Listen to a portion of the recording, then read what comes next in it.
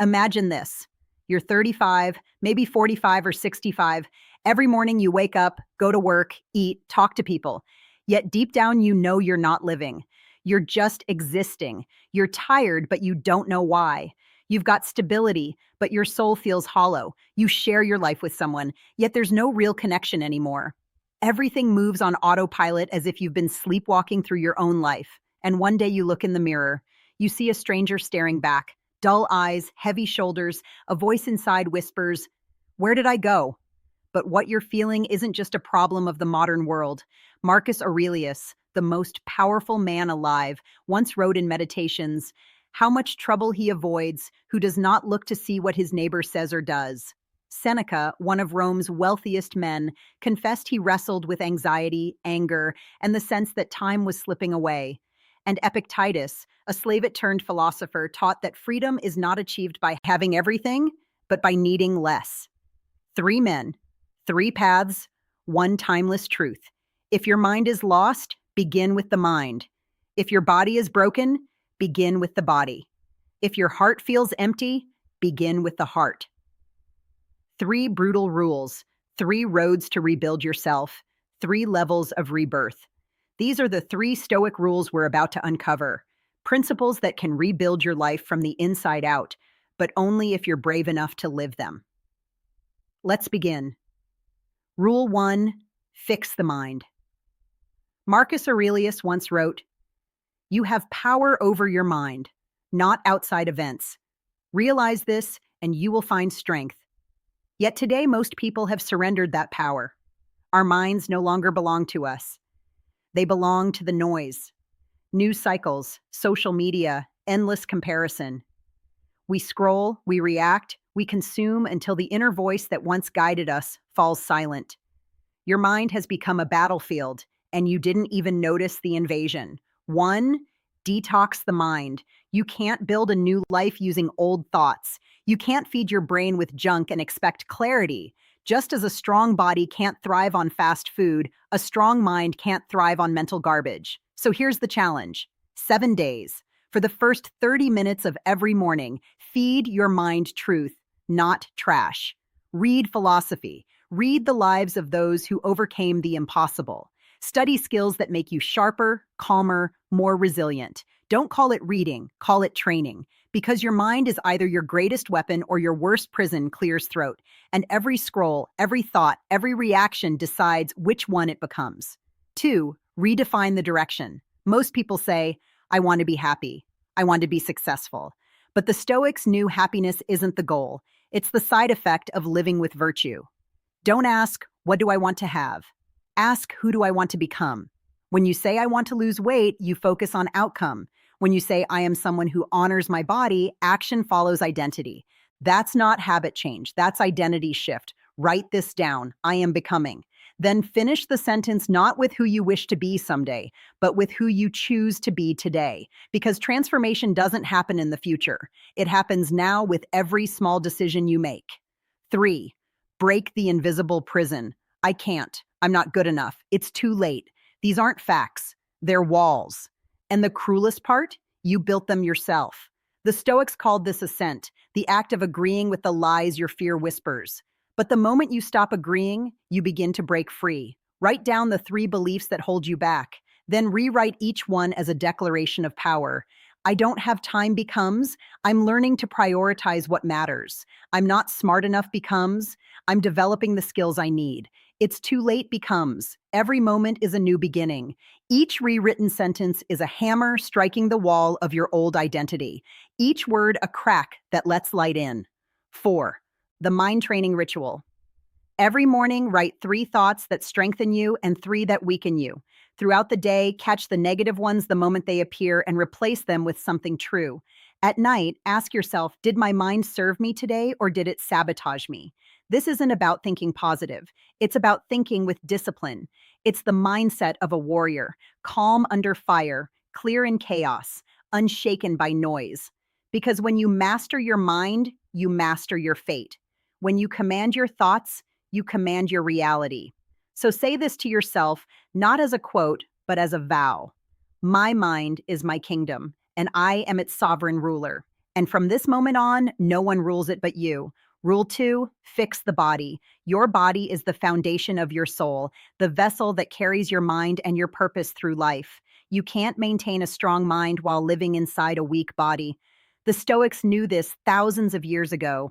Marcus Aurelius reminded himself each dawn at daybreak when you find it hard to get out of bed. Remember, you were born to act as a human being. And so he rose not because it was easy, but because discipline was his nature. One, nutrition is discipline. Your body is not a trash bin. Every bite you take is a choice to strengthen yourself or to sabotage your potential. Before every meal, ask yourself, will this bring me closer to the person I want to become or keep me chained to who I used to be? Don't aim for dieting.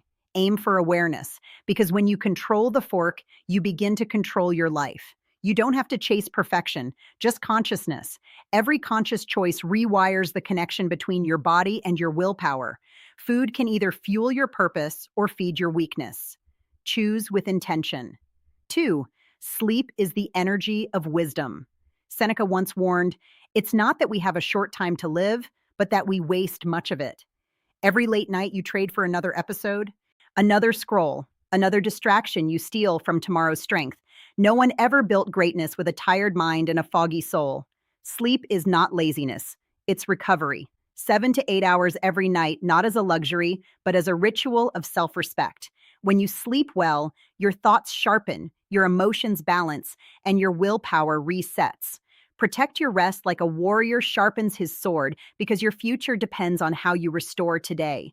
3, movement is emotion. Emotion lives in the body, and it stagnates when you stay still. You're anxious, walk. You're angry, run. You're lost. Lift something heavy. Breathe deeply. Feel your heart beating again.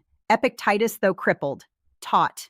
No great thing is created suddenly, so move daily, even for 20 minutes. No gym needed. No expensive gear, just discipline. Climb the stairs, do squats, stretch, take cold showers. It's not the movement itself. It's the message you send to your own mind. I am still in command. Each act of movement, no matter how small, is a silent declaration of power. 4, the practice of voluntary discomfort. The Stoics had a sacred idea, voluntary discomfort, choosing hardship on purpose to grow stronger. Seneca would sleep on the floor just to remind himself he could live without luxury. Marcus trained his body in the chaos of war, not in the comfort of palaces. And you, every time you choose ease, you teach yourself to break promises. Every time you choose challenge, you teach yourself to trust your own strength. So start small. Drink one more glass of water, take that cold shower, run for 10 minutes, eat vegetables instead of sugar. Tiny choices, massive transformation, because every act of discomfort builds a quiet, unshakable faith in yourself. Write this down not as motivation, but as devotion. My body is my temple, and I am its loyal guardian. Now rise and act like it. Rule 3, fix the heart. Have you ever felt empty? Even when life looks fine from the outside, that's not weakness. That's a silent signal your heart has gone numb.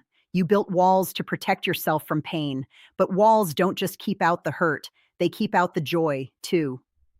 Marcus Aurelius wrote, "Be like the rock against which the waves break. It stands firm and the raging waters fall still around it. A strong heart is not the one that never feels pain. It's the one that stays open even after being broken." Clears throat. 1, find your heart again. Sit still. No phone, no music, no distractions. Then ask yourself 3 questions. If I could not fail, how would I live? What am I pretending not to care about when deep down I care deeply?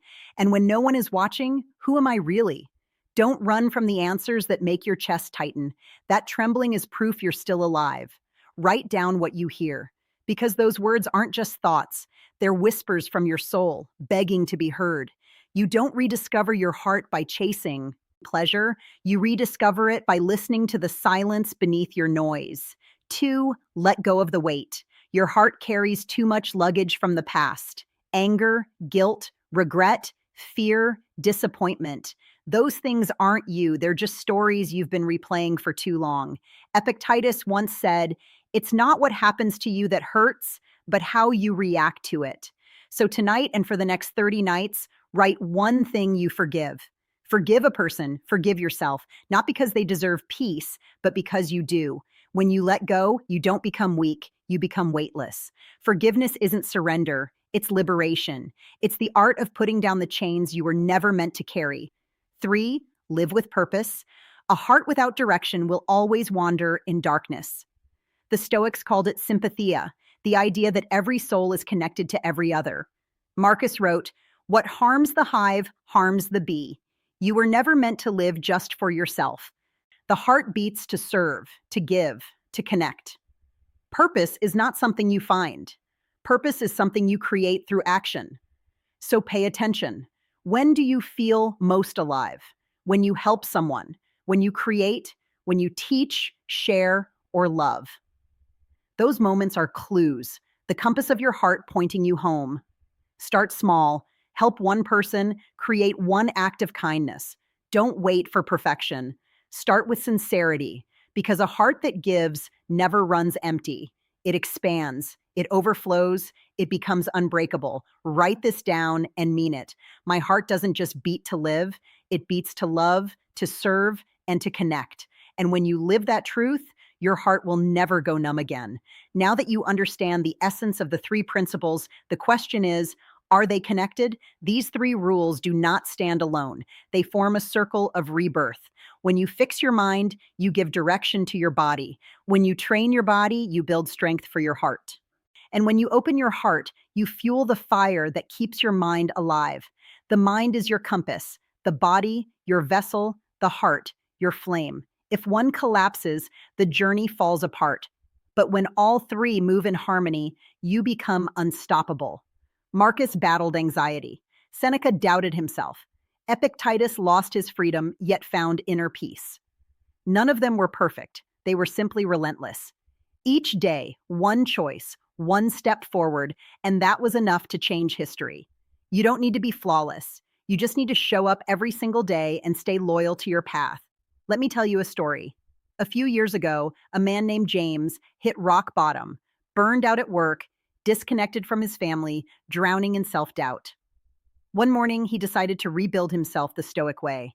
He began by fixing his mind, 30 minutes of reading Marcus Aurelius instead of scrolling. Then his body cold showers, daily runs, disciplined sleep. Finally, his heart forgiving his father, volunteering at a shelter, learning to love through service. Months later, his life didn't just change, his energy did. He stopped chasing happiness and started embodying it.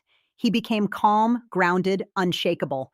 That is the power of the 3 Stoic rules, not as philosophy, but as daily practice.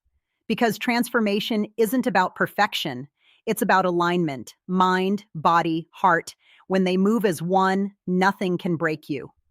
Conclusion: fix your mind and you'll fix your life. Train your body and you'll free your soul. Heal your heart and you'll never lose your way again. You were not born merely to survive.